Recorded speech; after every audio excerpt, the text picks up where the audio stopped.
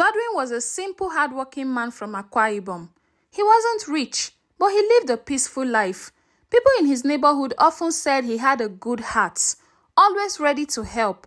He worked in a company that paid just enough for rent, food, and small savings. One Sunday afternoon, while visiting a friend, he met a young woman named Eno. She was polite, soft-spoken, and had a shy smile. Godwin liked her immediately. They talked for a while and exchanged numbers. From that day, they spoke often. Godwin felt he had found someone who understood him. Months later, their friendship grew into love. Eno told him she came from a humble home and was staying with her mother in the village. Godwin sometimes visited and was welcomed warmly by Eno's mother. She would always tell him, "You are like my own son. I can see you love my daughter." 2 years after they met, they got married. Their wedding wasn't grand, but it was filled with joy and dancing. Friends and family came to celebrate. Godwin was happy. He felt blessed. He had no idea that he had just stepped into a family that would change his life forever. Not long after the marriage, Eno gave birth to their first child, a boy. But something strange happened during her pregnancy. She moved to her mother's house for 9 months and told Godwin that it was because in their family, any man who saw his pregnant wife would die. Godwin was shocked by this belief, but because he loved her, he agreed. He visited her mother's place only when she wasn't around. After the birth, she returned home with the baby. Godwin held his son and smiled, never questioning her story. Years later, the same thing happened with the second child. Each time she was pregnant, she left the house until the baby was born. Godwin accepted it again, though deep inside, he wondered if the story was true. But one evening, he heard something that shook his heart. A neighbor whispered to him, "Godwin, be careful. I hear your wife is close to her boss." Too close. Godwin laughed it off at first, but the seed of doubt had been planted. He didn't know that the truth was much worse than anything he could imagine. That night, after hearing the neighbor's words, Godwin could not sleep. He turned from side to side thinking about his wife, Eno. She had always been secretive, but he thought it was just her nature. Could it really be true that she was too close to her boss? The next day, while at work, Godwin tried to focus, but his mind kept drifting. By afternoon, he picked up his phone and called Eno. "Are you at home?" he asked. "Yes. Why?" she replied. "Nothing, just checking on you." Her voice sounded calm, but something in him felt uneasy. That evening, when he returned home, she was unusually cheerful. She served him his favorite soup and laughed more than usual. But Godwin knew sometimes people smile to hide things. Weeks passed. Godwin began to pay attention to small details. Her phone, that she never left lying around, the way she quickly ended calls when he walked in, and the perfume scent on her clothes that he did not recognize. One Saturday, Godwin was at a friend's shop near Eno's office when he saw her entering a car with her boss. They drove off together, laughing. His heart sank. He wanted to follow them but stopped himself.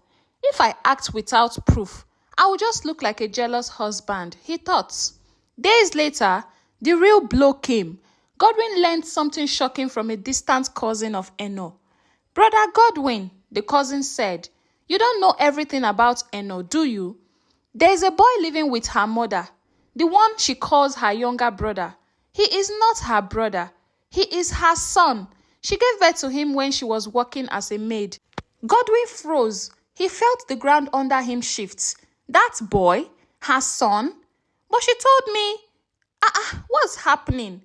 Godwin didn't really have a problem with Eno having a child before marriage, but he was concerned about Eno not telling him in the first place that she gave birth to a son. Then the cousin said, "Well, you don't really know the wife you married, do you? There are a whole lot of cockroach in her cupboard that you don't know. Just be careful, Godwin." Godwin went home that night with his heart pounding.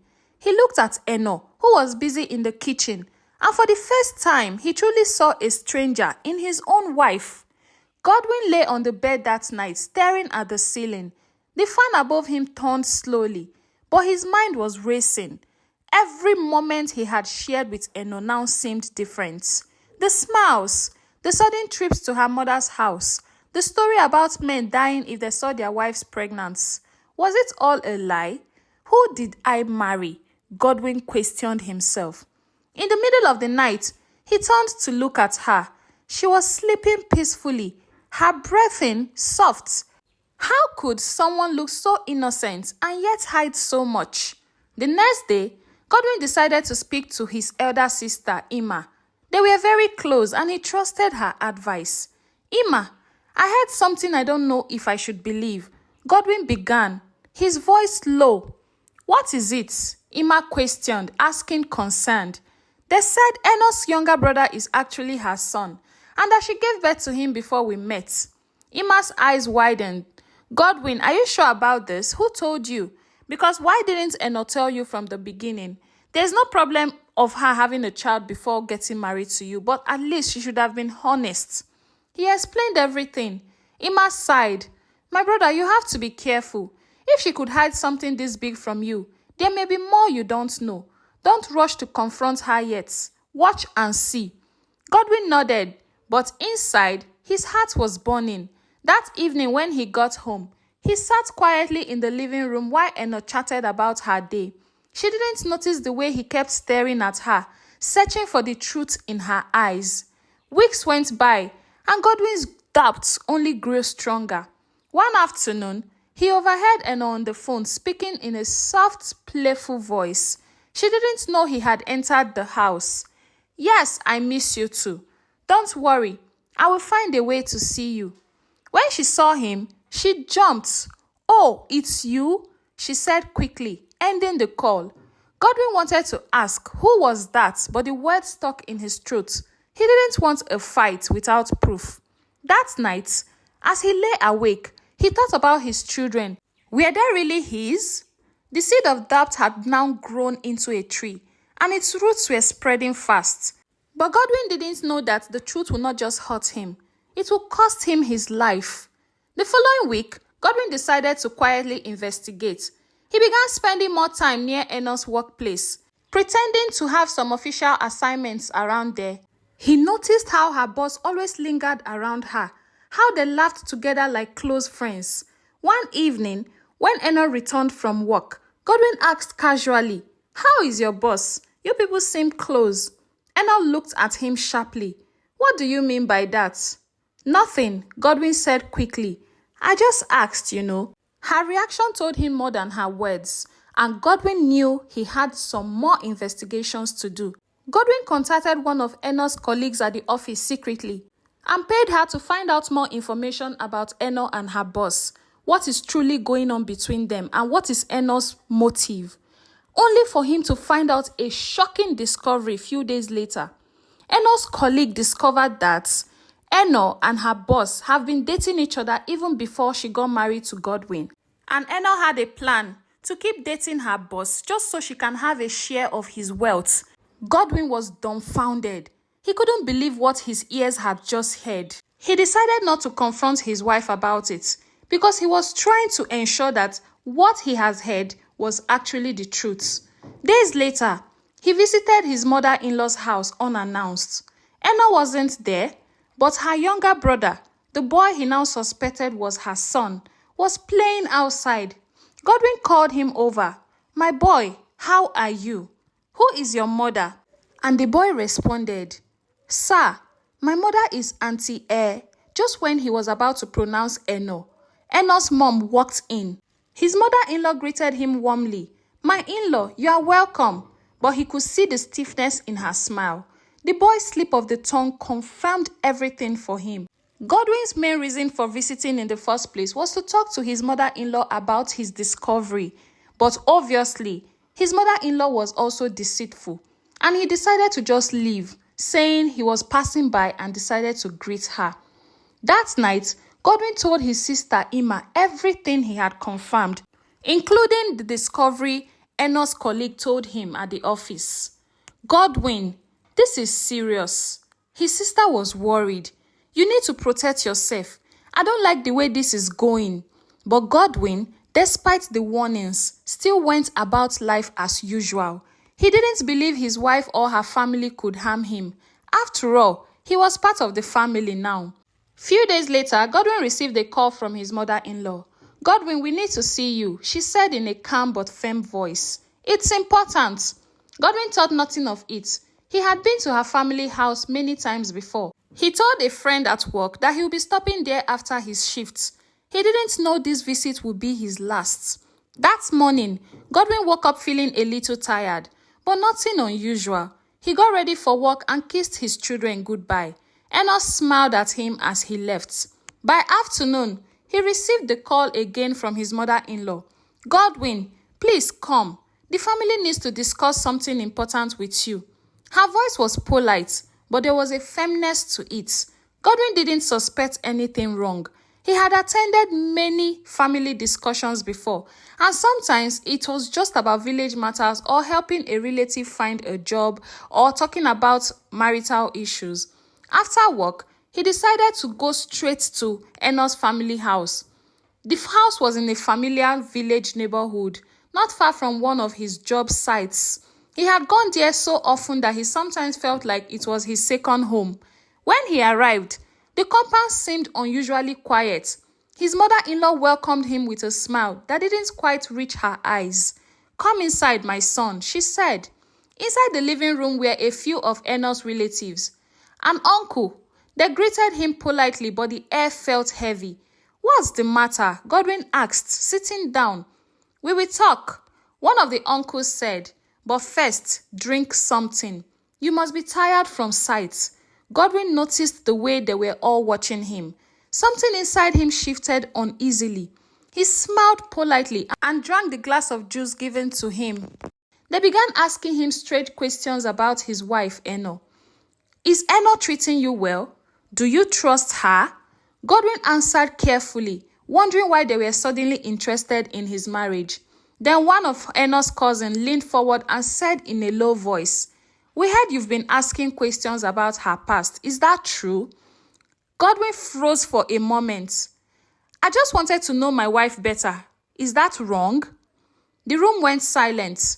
His mother-in-law looked down, avoiding his eyes.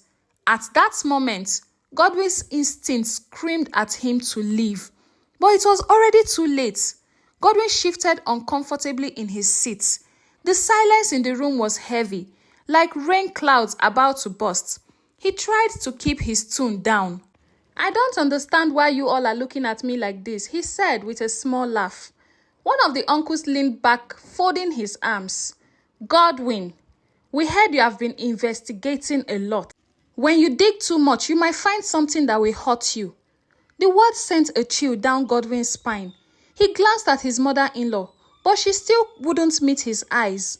"I only asked questions because I love my wife," Godwin replied. "If I don't know her past, how can we build a future? If I don't know her plans, how can we still build a future?" Another Enos cousin scoffed. "Future? Sometimes a man's future ends before he even knows it." Godwin felt his heart beating faster. He forced a smile, hoping to keep the peace. "Well, if there's nothing else, I should start heading home. My children will be waiting, and my wife, Eno, too."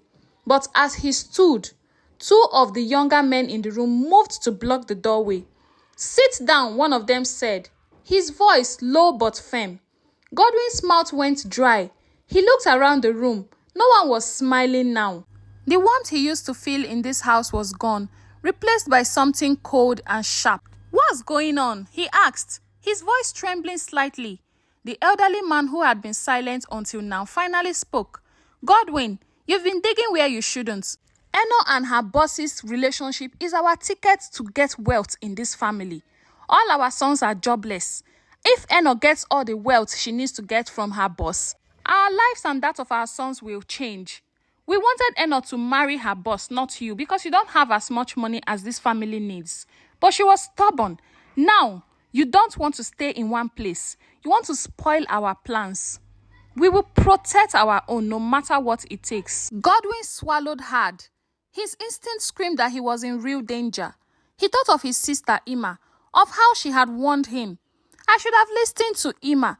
I should have done something immediately I found out about Eno's plans. The walls seemed to close in, and for the first time, Godwin realized he might not make it out of this house alive. Godwin's hands began to sweat. He slowly sat back down, his eyes darting from one face to another. The room felt smaller and hotter. I don't understand, he said carefully. What exactly have I done wrong? The uncle closest to him leaned forward. His voice was hard. You've been asking questions about Eno. You've been digging where you shouldn't have digged. Godwin's chest tightened. I only wanted the truth. Is that a crime? The elderly man shook his head. Sometimes the truth is dangerous. And you can't be trusted to keep quiet. Godwin's heart pounded. So what are you saying? That I should forget everything? A cousin stepped closer, a faint smirk on his face. Exactly. Forget or we make you forget. Before Godwin could respond, one of the younger men suddenly moved behind him, gripping his shoulders. Another blocked his path to the door. What is this? Godwin shouted, struggling to stand. Relax, Godwin, the elderly man said coldly. We just want to make sure you never cause trouble for this family again. Then he saw it, a small bottle on the table, its label partly hidden. His heart stopped when he recognized the word. No, you can't give me this. But before he could finish, a rough hand clamped over his mouth.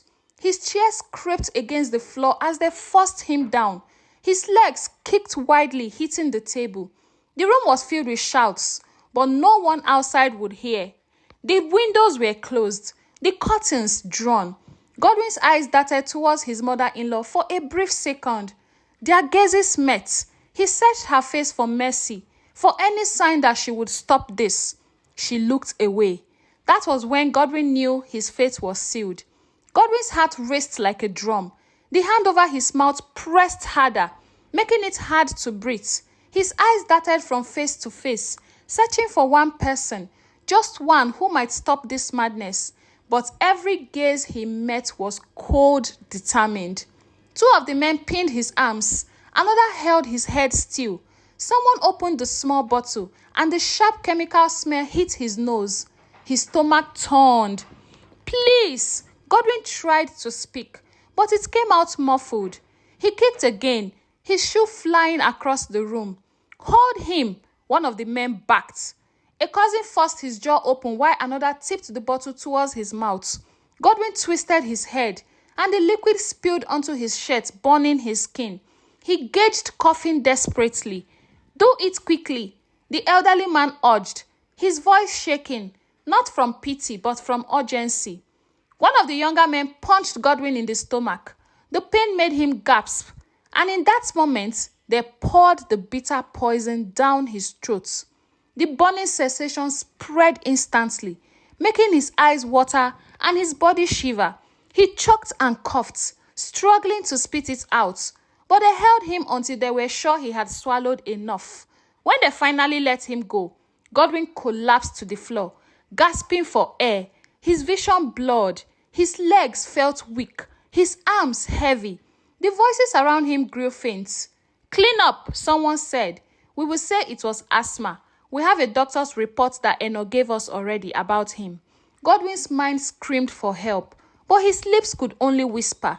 He thought of Ima.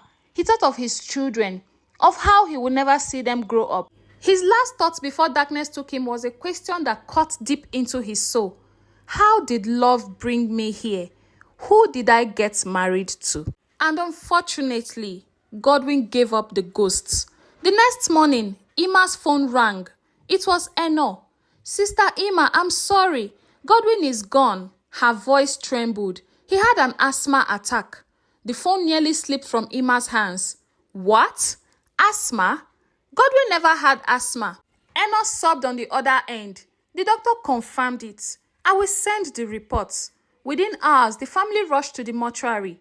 But when they saw Godwin's body, their hearts broke. His wrists were bruised. His face was swollen. There were marks on his neck, and his shirt was stained. This was no asthma. Ima cried out. They killed my brother. Her voice echoed through the cold, tiled room. The family demanded answers, but Eno avoided them. The in-laws kept silent. Rumors began to spread in the community, but no one had proof. The family had already covered their tracks. Godwin was buried a week later. The children cried, but guess what? Emma realized that none of the children were for his brother, Godwin. They were for Eno's boss. She looked at Eno, who stood with her own family, avoiding her gaze. In that moment, Emma knew some battles for justice are never fought in courts. But in the stories we tell, so others don't fall into the same trap. She wanted justice for her brother, but she was helpless. She had no proof, and there was nothing she could do. And that was how Godwin's unfortunate sad end never got justice. All she could say to Eno was that, "You are wicked, Eno, and one day you will reap what you have sowed. My brother's spirit will know no peace until justice is served." Eno paid no attention to Emma's words, and she continued her life like nothing happened. And she went ahead to marry her boss and received enough wealth like she and her family had planned. Godwin's story spread, not just as a tale of heartbreak, but as a reminder of how secrets and betrayal can destroy even the purest love. From that day, Emma warned everyone she met, "Be careful the family you marry into. Not all smiling faces wish you well." The pain never truly left her family. Emma lit a candle for her brother, remembering the man whose only crime was loving the wrong woman. And that was how the sad story of Godwin ended. The moral of this story is this, dear viewers. Be careful who you marry and the family you connect yourself to. Love should never blind you to red flags. A person's past and the people around them can shape your future. For better or for worse, protect your heart, your life, and your peace. Godwin married the woman he loved, but her family had a deadly secret that cost him his life. Thank you for listening to this story. But if you were Emma, what would you have done to get justice for your brother? Let me know in the comment section. My name is Onyi of Onyi Stories and Folktales, and thank you for listening to my story. I hope you learned a lesson. And please, if you haven't subscribed to my channel, kindly click on the subscribe button. Turn on the notifications so when I post more life lesson filled stories like this, you'll be the first to get them. And if you're a returning subscriber, hey, thank you for always coming back. I did not take your support for granted. And trust me when I say I have loads and loads of interesting stories on my channel that you would love to listen to. And so please take a popcorn, relax, and watch all of my stories. Until I see you in my next video, take care of yourself. Bye-bye.